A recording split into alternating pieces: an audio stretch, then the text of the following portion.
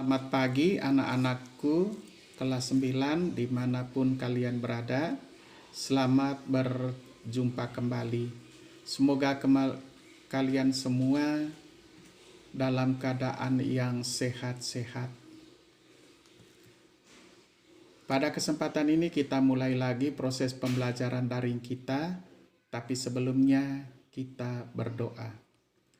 Mari kita berdoa.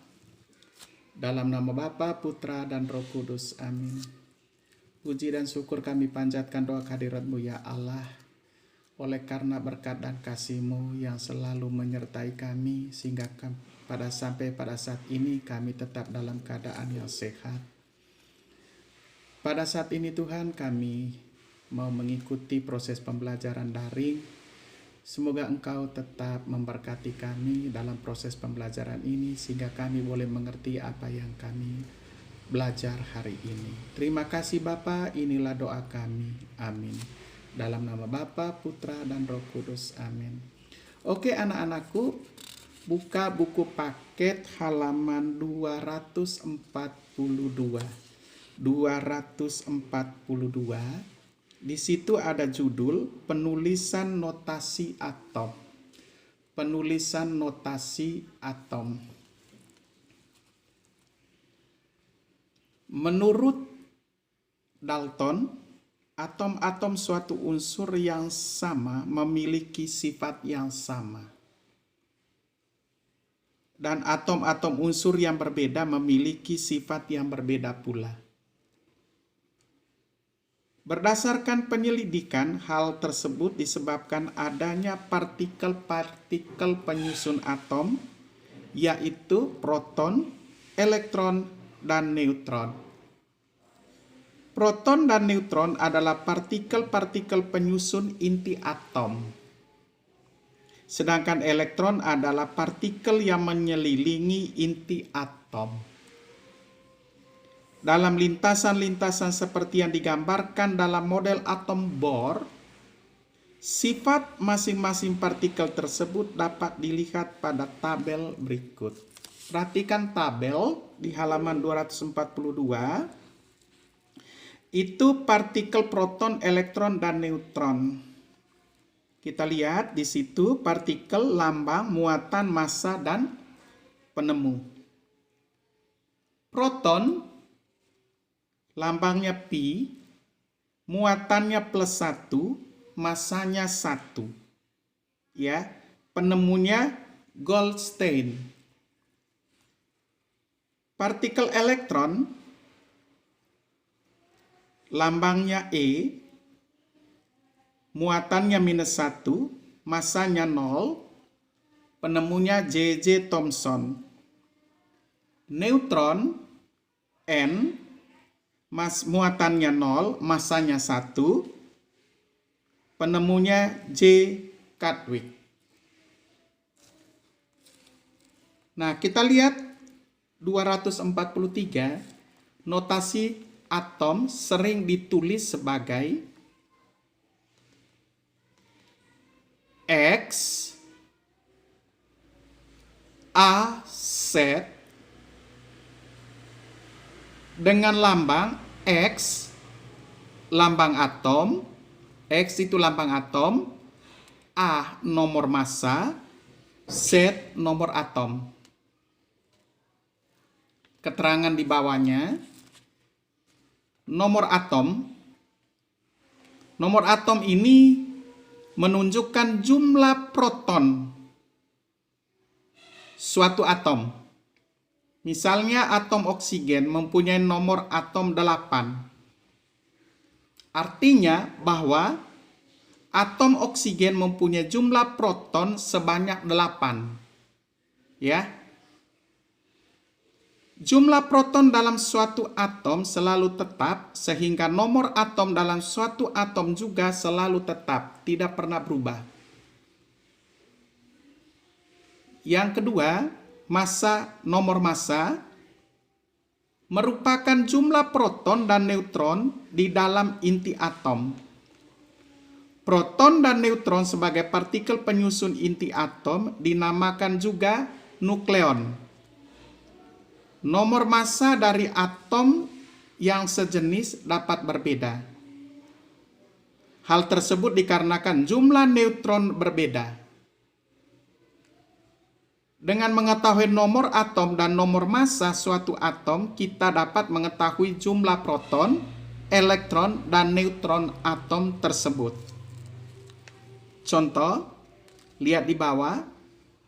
Nomor atom. Ya, nomor atom, set tadi, jumlah proton sama dengan jumlah elektron. Nomor massa, proton tambah neutron. Jadi, jumlah neutron sama dengan nomor massa kurang jumlah proton. Sama dengan nomor massa kurang nomor atom. Ya, nomor massa kurang nomor atom.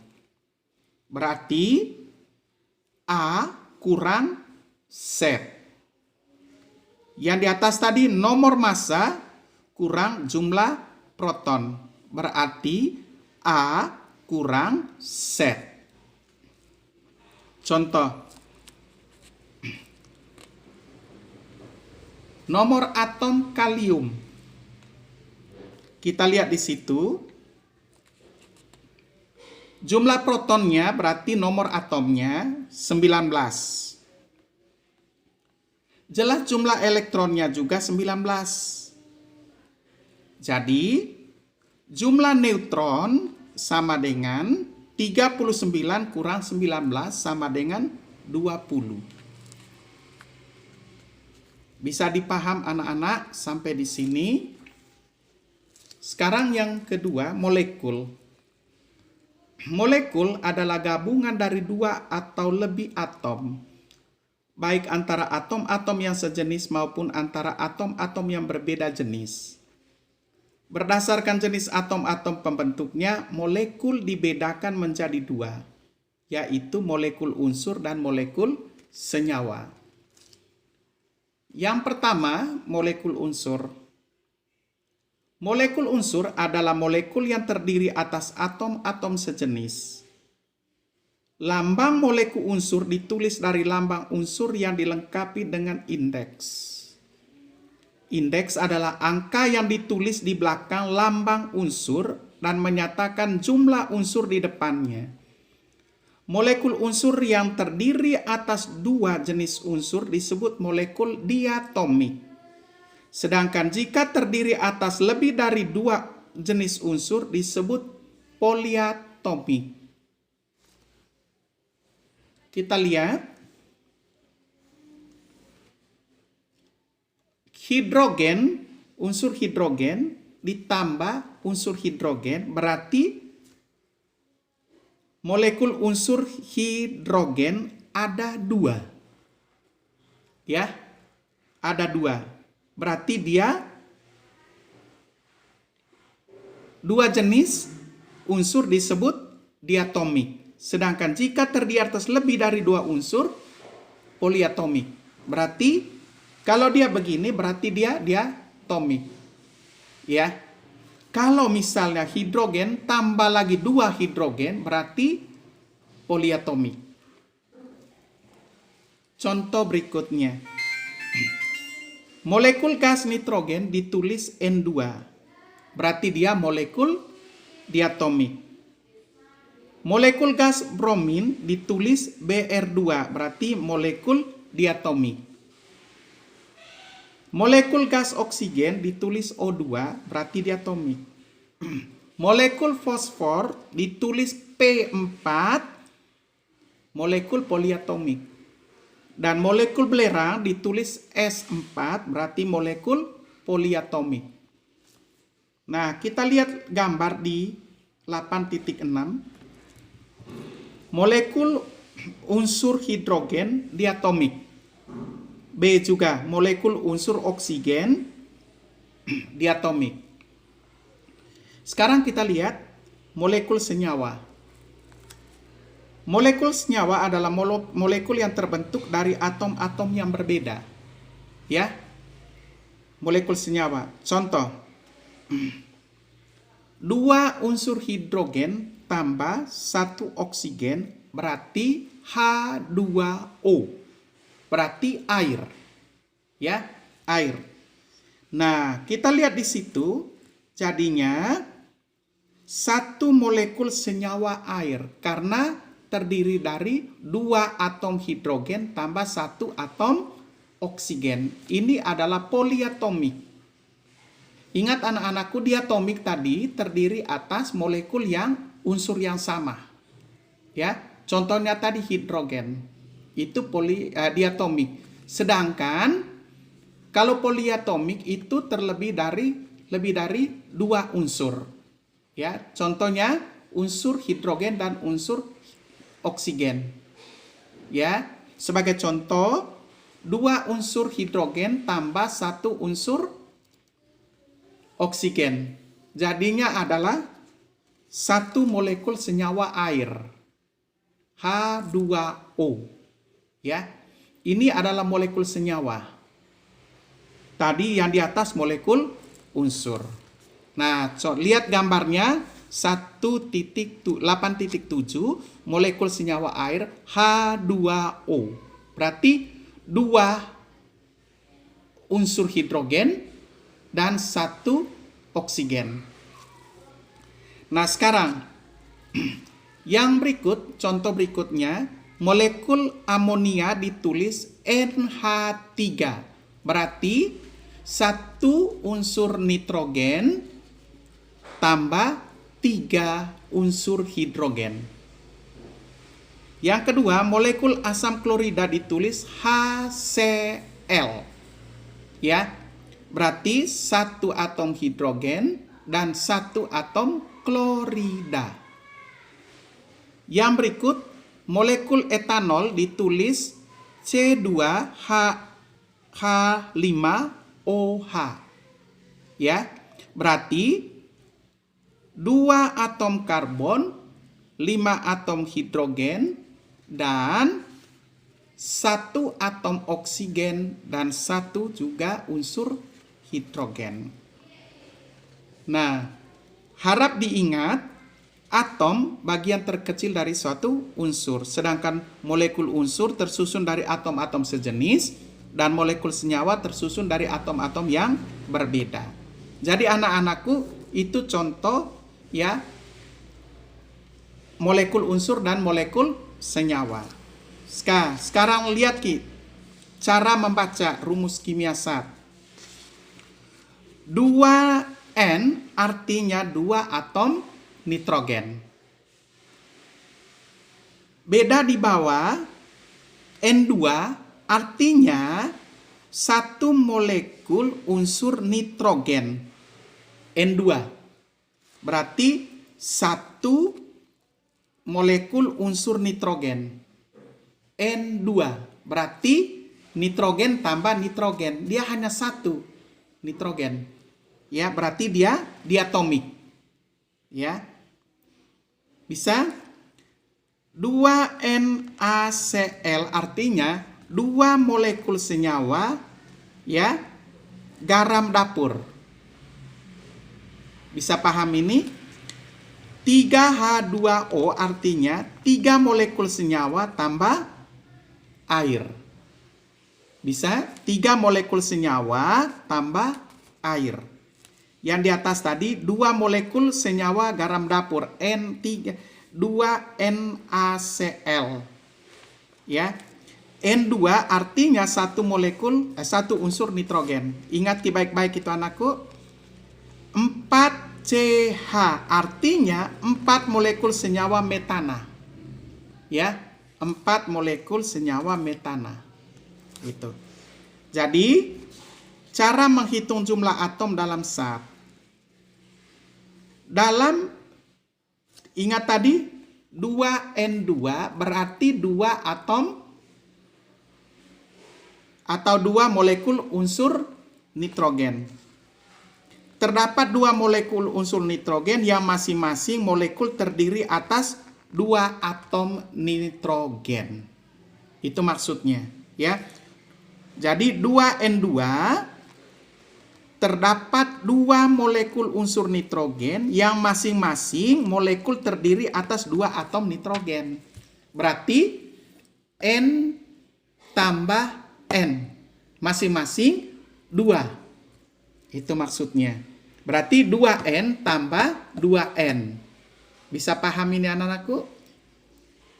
Yang berikut, dalam 2H2SO4 terdapat 4 atom hidrogen, ya, 4 atom hidrogen, H ya, 4 atom H,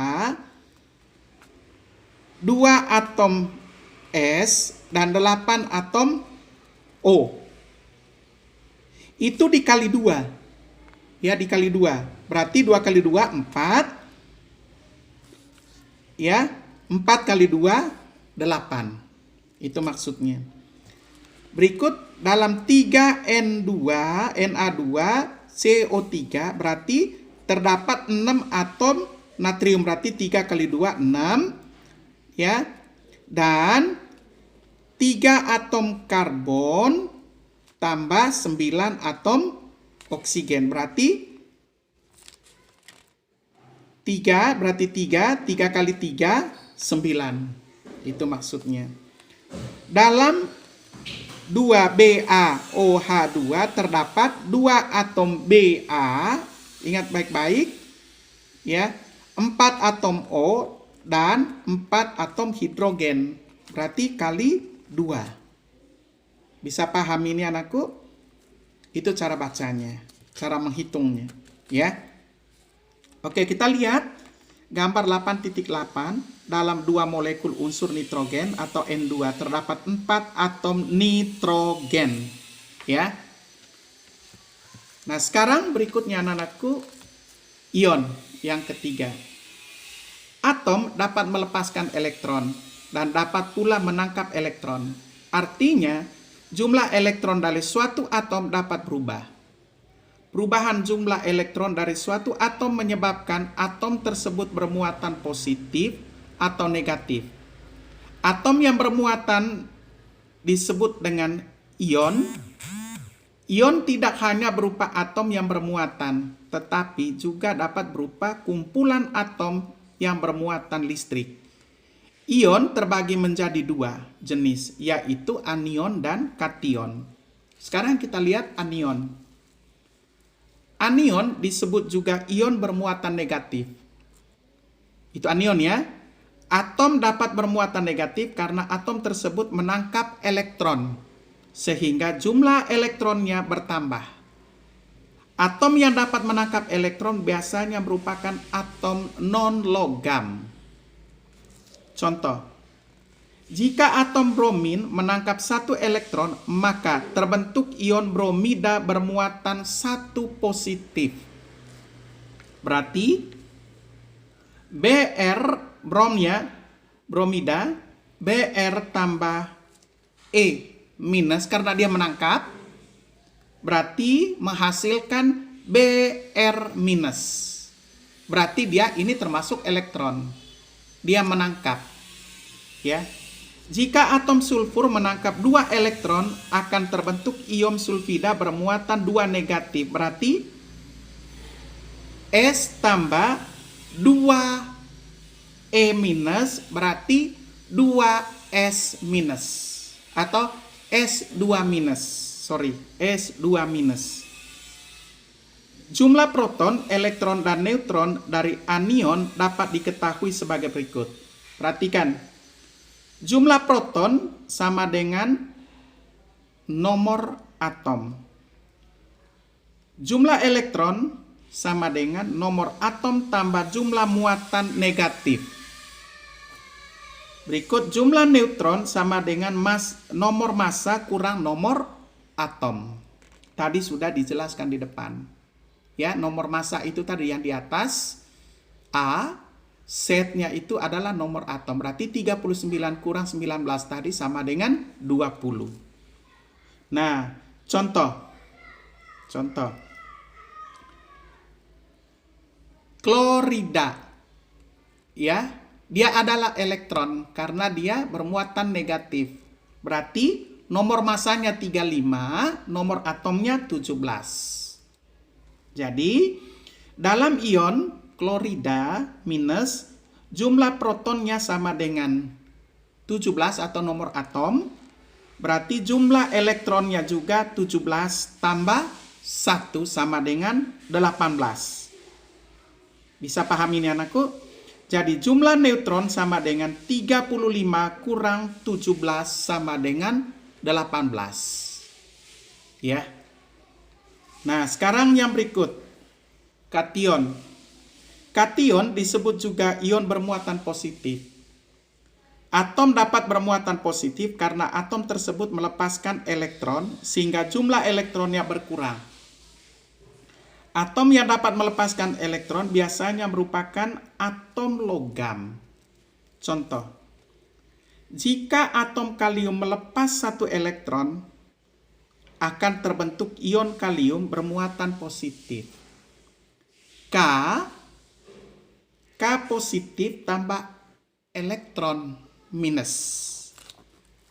Jika atom bromium melepas 2 elektron, akan terbentuk ion barium bermuatan 2 positif. Berarti Ba barium ya. Ya, lanjut Ba 2 positif tambah 2 E minus elektron. Bisa paham ini anakku? Jadi jumlah proton, elektron, dan neutron dari anion dapat diketahui sebagai berikut. Jumlah proton sama dengan nomor atom. Jumlah elektron sama dengan nomor atom kurang jumlah muatan positif. Jumlah neutron sama dengan nomor massa kurang nomor atom. Contoh, atom kalium bermuatan positif 39, ya, nomor massa 19 nomor atomnya.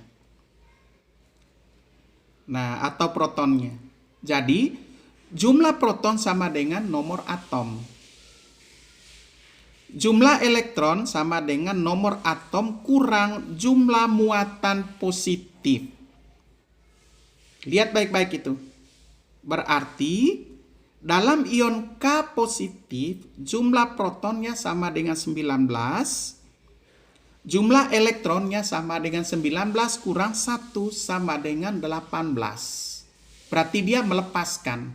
Ya. Jumlah neutron sama dengan 39 kurang 19 sama dengan 20. Bisa dipaham anak-anakku?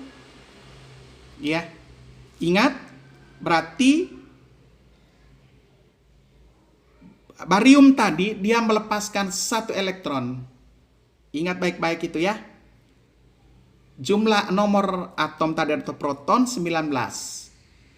Jumlah elektronnya berarti 19 kurang 1. Beda yang di sana tadi karena dia menangkap. Ya. Menangkap tadi yang contoh apa tadi, anion. Dia menangkap 1 elektron, berarti kalau dia menangkap tadi berarti di situ 17 tambah 1 sama dengan 18. Ya. Itu. Jadi anak-anakku, itu contoh kation bermuatan positif. Anion tadi bermuatan negatif. Ya, bisa paham sampai di sini? Nah, sekarang kita lihat tabel contoh anion dan kation. Rumus Na positif. Ya, berarti dia proton. Nama ionnya ion natrium, rumusnya Fe. Ya.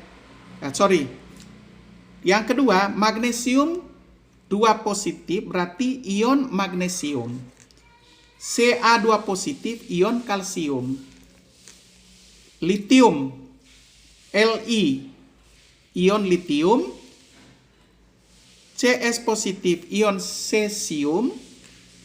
Sr2 positif ion strontium. NH4 positif ion amonium. Al3 positif ion aluminium. K positif ion kalium.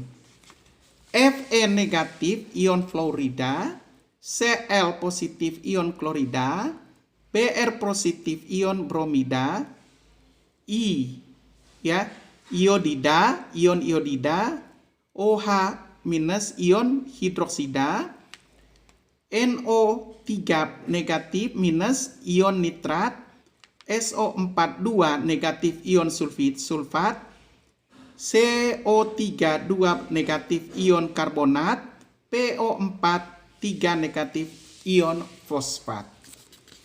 Anak-anakku, ya, gambar di 8.9 garam dapur NaCl jika dilarutkan dalam air terurai menjadi kation, berarti dia Na positif dan anionnya Cl negatif. Berarti NaCl. Ya, NaCl. Oke anak-anakku, sampai di sini penjelasan materi tentang ya penulisan notasi atom. Mudah-mudahan kalian semua bisa mengerti.